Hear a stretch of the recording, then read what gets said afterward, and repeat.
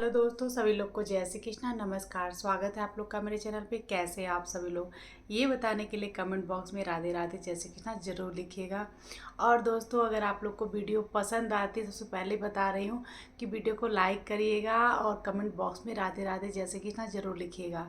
दोस्तों, आज का जो प्रसंग है बहुत ही सुंदर प्रसंग है, तो आप लोग वीडियो को पूरा वॉच करिएगा और ढेर सारा प्यार दीजिएगा। एक बार फिर सभी लोग को राधे राधे। दोस्तों, हर इंसान चाहता है अमीर होना और हर इंसान चाहता है सुखी होना। तो आज हम इस वीडियो के माध्यम से आप लोग को बहुत ही सुंदर प्रसंग सुनाने वाले हैं। तो चलिए, प्रसंग कुछ इस प्रकार से है। एक साधु रहते हैं, जो बहुत समय पहले की बात है। एक साधु रहते हैं जो उनके पास में सिर्फ एक शरीर उनके वस्त्र होता है और हाथ में एक कटोरा होता है। नाम जाप करते हैं, भजन करते हैं, कीर्तन करते हैं, भगवान के चिंतन में लगे रहते हैं और भिक्षा मांगते हैं।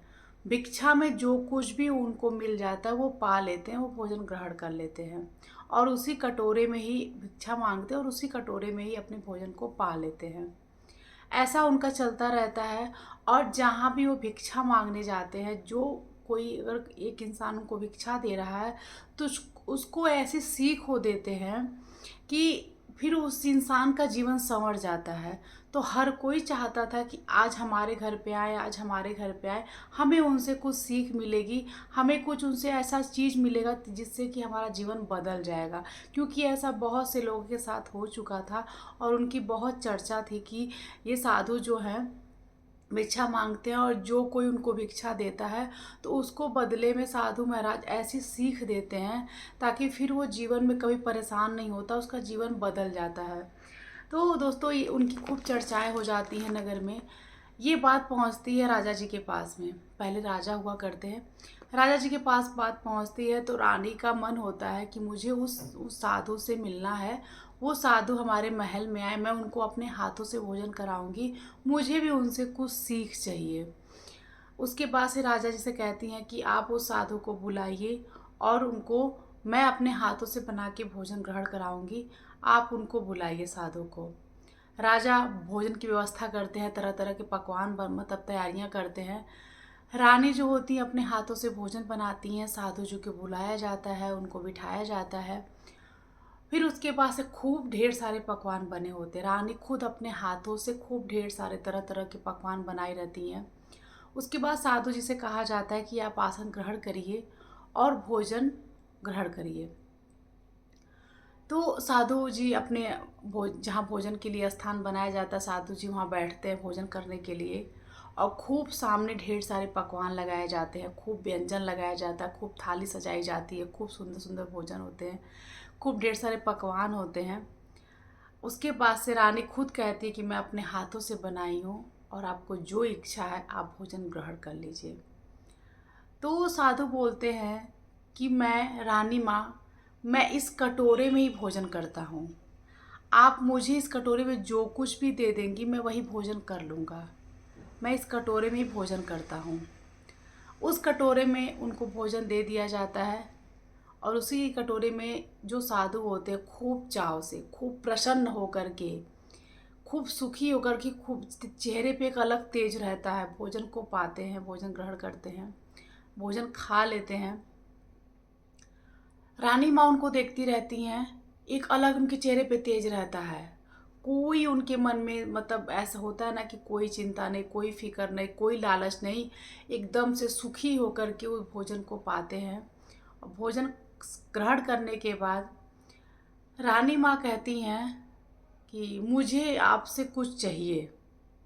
साधु बोलते हैं हाँ बताइए क्या रानी माँ आपको चाहिए। तो बोलती हैं रानी माँ कि मुझे आपसे ये कटोरा चाहिए। मुझे ये कटोरा, आप होता ना कि आप आपकी दी हुई निशानी मैं अपने पास रखना चाहती हूँ, जिससे मुझे बहुत ही अच्छा लगेगा। मुझे ये कटोरा अपना मुझे दे दीजिए, बदले में मैं आपको कटोरे दे दूँगी। साधु बोलते हैं ठीक है, तो कटोरे रानी को दे देते हैं। अब रानी माँ बदले में सोने का कटोरा, खूब सुंदर सा सोने का कटोरा साधु जी को दिया जाता है। साधु जी सुकून से अपना चाव से कटोरा ले लेते हैं और ले करके महल से निकल लेते हैं। जैसे ही महल से निकलते हैं वहाँ के जो दरबारी होते हैं, सैनिक होते हैं, तो वो अपने में बातें करते हैं कि देखो कैसा साधु है, इतने सारे भोजन दिए गए। तब साधु ने बोला कि मैं भोजन अपने कटोरे में ही करता हूँ, और जब बात आई सोने की कटोरे की, तब इसने नहीं मना किया और सोने का कटोरा रख लिया और अपना कटोरा रानी माँ को दे दिया। कैसा साधु है, इसे कहते हैं लालच। जो सैनिक होते अपने में बातें कर रहे होते हैं, साधु ये बातें सुन लेते हैं और सुन के चुपचाप फिर वहाँ से निकल लेते हैं, महल से निकल लेते हैं। अब ये बात पूरे जगह फैल जाती है कि साधु को सोने का कटोरा रानी माँ ने दिया है, और साधु उसी सोने के कटोरे में भिक्षा मांगते हैं और उसी में भोजन करते हैं। अब साधु सोने के कटोरे में भिक्षा मांग रहे हैं तो बहुत बड़ी बात हो जाती है कि कोई साधारण इंसान तो है नहीं, सोने के कटोरे में भिक्षा मांग रहा है और उसी भिक्षा कर रहे भोजन पा रहे हैं। ये सारी जगह बातें फैल जाती है। बातें फैलते फैलते चोर के पास बात फैल जाती है कि साधु जो है भी सोने के कटोरे में भिक्षा मांगते हैं, रानी माँ ने उनको सोने का कटोरा दिया है। सो कटोरा तो बहुत महंगा होगा, सोना अपने आप में ही बहुत कीमती होता है, और रानी माँ उनको सोने का कटोरा दिए। बात चोर तक जाती है। चोर जो होता है उनका पीछा करता है। साधु जहाँ जहाँ भिक्षा मांगने जाते हैं दिन में, उनका पीछे पीछे पीछे पीछे चोर जो होता है पूरे दिन घूमता है, ताकि मैं रात्रि में इनकी कुटिया तक पहुंच जाऊं, और फिर रात्रि में जब साधु सो जाएंगे तो मैं उस कटोरे को चोरी कर लूँगा। तो दिन भर साधु जी के पीछे पीछे घूमता। साधु के बाद पता भी नहीं रहती है कि मेरे पीछे चोर घूम रहा है। शाम हो जाती है। साधु भिक्षा मांग करके अपना कुटिया की तरफ निकल लेते हैं। कुटिया में जाते हैं, कुटिया के अंदर प्रवेश करते हैं, और चोर जो होता है कुटिया के बाहर छुप जाता है कहीं, वहीं सब कुछ देखता है। अब साधु जो होते हैं उस सोने के कटोरे में जो भिक्षा मिला होता है उसको ग्रहण करते हैं कुटिया में बैठ करके। अब चोर सारी चीज़ें देखता है। अब चोर को था कि कब ये भोजन करेंगे, कब ये सो जाएंगे, तो मैं कटोरा चोरी कर लूँगा। अब वो बैठ के एक कुटिया के बाहर बैठ करके इंतज़ार करता है, और वहाँ से चोरी चुप के सब चीज़ें देखता रहता है। साधु सोने के कटोरे में भोजन कर लेते हैं। भोजन करने के बाद जो होता है, उस सोने के कटोरे को उठा करके, भोजन करने के बाद सोने के कटोरे को उठा के कुटिया से बाहर फेंक देते हैं, और वो कटोरा जाके गिरता है चोर के पास में। अब चोर पूरा अचंभित हो जाता है, कैसा साधु है, सोने का कटोरा उठा के फेंक दिया, इसमें भोजन किया और कटोरा इतना असाधारण, इतना आसानी से, कोई लालच नहीं, कोई चिंता फिक्र नहीं, सोने का कटोरा उठा के फेंक दे रहा है। अब लगता है इससे भी कीमती चीज़ साधु के पास में है।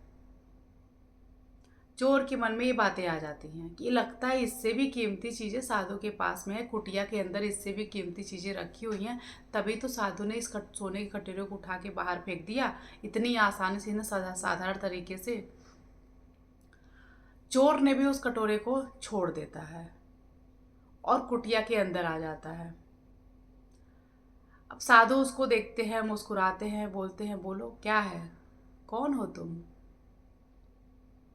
और बताओ क्या बात है। साधु मुस्कुरा के बोलते हैं उस चोर से।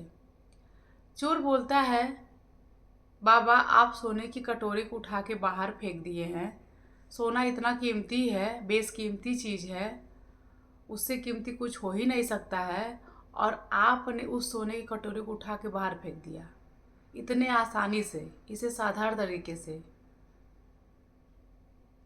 तो साधु बोलते हैं, अगर मैं वो कटोरा फेंकता नहीं तो तुम अंदर आते नहीं। अब चोर कहता है, मैं बातों को नहीं समझा कि मैं अंदर आ गया। तो बोलते हैं, साधु बोलते हैं कि मुझे मेरा नींद, मेरा सुकून, मेरा चैन इस सोने से के कटोरे से बढ़ के नहीं है।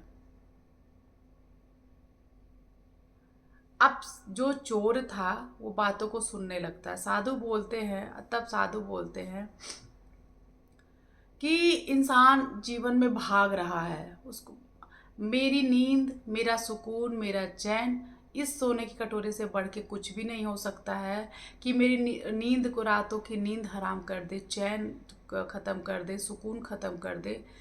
मैं अपनी सुकून से भोजन जो भी भिक्षा मांगता हूँ पा करके फिर सुकून से रात्रि में सोता हूँ। मुझे इस सुकून से बढ़ के वो सोने का कटोरा नहीं है मेरा। इसलिए मैंने भोजन किया और कटोरे को उठा के बाहर फेंक दिया। मुझे पता था तुम बाहर बैठे हो और मैं कटोरा फेंकूंगा तभी तुम अंदर आओगे। तब चोर सोचता है, चोर कहता है कि मैं रोज़ चोरी करता हूँ, मैं रोज़ चोरी करता हूँ, फिर अगले दिन की चिंता करता हूँ, अगले दिन की फ़िक्र में रहता हूँ कि अब अगले दिन मुझे कैसे क्या करना है। उसके लिए बहुत सारे उपाय करता हूँ कि कोई मुझे देख ना ले, कहीं मैं पकड़ा ना जाऊँ, और जो भी चोरी हुई की हुई सामान है उसको मैं अगर मतलब कहीं उपयोग ना कर पाऊँ तो मैं पकड़ा जाऊँगा। बहुत सारी चिंताएँ मन में चलती हैं। कभी भी मैं सुकून से सो नहीं पाता हूँ, ना सुकून से भोजन कर पाता हूँ। मैं कभी सुखी रहा ही नहीं, मैं बहुत परेशान रहता हूँ, मैं बहुत दुखी रहता हूँ। रोज़ नए-नए नियम बनाता हूँ कि आज का काम हो गया, अब कल का कैसे क्या करना है, कल कैसे मुझे चोरी करना है। रोज़ मुझे चिंताएँ सताती हैं। तो दोस्तों, इस प्रसंग से कहीं न कहीं एक सीख मिली कि अगर आप ये जो हमारा शरीर है ये ईश्वर का दिया हुआ है। ये एक सफ़र है, इस सफ़र को जितना सुकून से आप जिएँगे, उतने में आप सुखी रहेंगे। आप अपने कर्म को करते चलिए, कर्म को करते चलिए, लेकिन अगर आपके मन में लालसा है, लालच भरी हुई है, हर कहीं न कहीं हर इंसान के मन में बहुत कहीं न कहीं कोई न कोई तकलीफ़ है, चिंता है, दुःख है, हर इंसान के अंदर है। लेकिन अगर उसके मन में सुकून आ गया, शांति आ गई, होता है ना कि तसल्ली आ गई कि मुझे इतना मुझे मेरे पास जो भी ईश्वर ने मुझे दिया है, इतने मुझे संतुष्टि है, तो हमेशा सुखी रहेगा। अगर आप अपने होता है जीवन में कोई काम कर रहे हैं, कोई कार्य कर रहे हैं, और आपको होता है ना संतुष्टि नहीं रहती है कि हमें ये चीज़ मिल गया तो हमें ये चीज़ मिल जाए, ये चीज़ मिल जाए, ये चीज़ मिल जाए। कहीं ना कहीं हमारी लालच बढ़ती जाती है, बढ़ती जाती है, और कभी भी हम सुकून से ना सो पाते हैं, ना चैन से रह पाते हैं, ना हम कभी सुख से बैठ के आराम से भोजन कर पाते हैं, और ना उस भोजन का आनंद ले पाते हैं। क्या आपको याद है कि आपने कभी किस दिन और किस समय आपने भोजन सुकून से किया है? भोजन तो आप रोज़ करते हैं। कल रात्रि में किए होंगे, दोपहर में किए होंगे, सुबह में किए होंगे, आज भोजन किए होंगे। लेकिन आपको क्या ये चीज़ याद है कि आपने सुकून से भोजन कब किया है? कब आपने भोजन का आनंद लिया है? आपको जो कुछ भी मिला है, क्या उसमें आप संतुष्ट हैं? क्या आपने जो भी कार्य आप कर रहे हैं, क्या उस कार्य करने से आप संतुष्ट हैं? तो अगर आपके अंदर संतुष्टि है, तसल्ली आ गई है, सुकून से आप हैं, सुख से हैं, तो कहीं न कहीं अगर जो भी आप कार्य कर रहे हैं, जो भी अपने कर्म को कर रहे हैं, आप सुख से करते चलिए, सच्चे मन से करते चलिए, वो सब कुछ आपको मिलेगा जो आपकी इच्छा होगी। लेकिन अगर आपकी इच्छाएँ बढ़ती जा रही हैं, तो कभी भी आपको संतुष्टि नहीं मिलेगी। इच्छाओं को सीमित रखिए और इस सफ़र का आनंद लीजिए। भगवान का दिया हुआ शरीर है, और भगवान का दिया ये सफ़र जो है, ये हमारी एक यात्रा है।